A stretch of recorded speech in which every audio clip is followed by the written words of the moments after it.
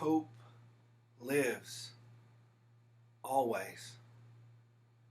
This has been the strangest Sunday morning of my life. On a typical Sunday morning, just before 11 o'clock, I'm walking among the pews in the sanctuary of the church that I serve, greeting and hugging and shaking hands and spending time with the people who've come to church that morning. But this morning was different. This morning, after watching this Sunday's pre-taped service on YouTube with my family, which I'm glad we were able to do, I traveled to the church and I stood alone in an empty sanctuary. Usually when I enter that room, my mind is swimming with all that I'm about to do, making sure I know what announcements to share, checking and double checking that I have my list of everybody that we're going to pray for, and trying to remember the sermon that I'm about to preach. Yet today, for the first time, as I walked in a room lighted only by sunlight colored and filtered through stained glass windows, I stood directionless, unsure of what to do or what to say, unsure of how long life would be this way. I sat in one of the old wooden pews and I prayed for help, for mercy, for guidance in an uncertain world. Prayed that I wouldn't feel so helpless or so alone. Sometimes my mind wanders when I pray. Yes, that happens to preachers too. You're not the only one.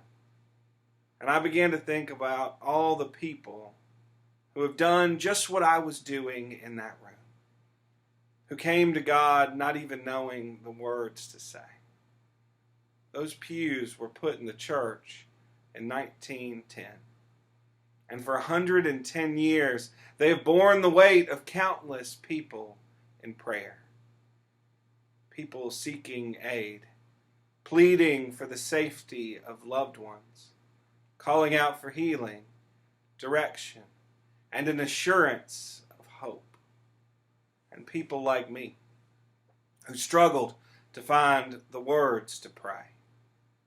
I imagined the family members praying for loved ones serving in the First and the Second World War.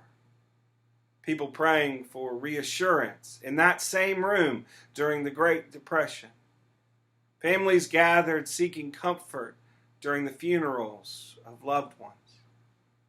People asking for God's blessings on couples being married at the front.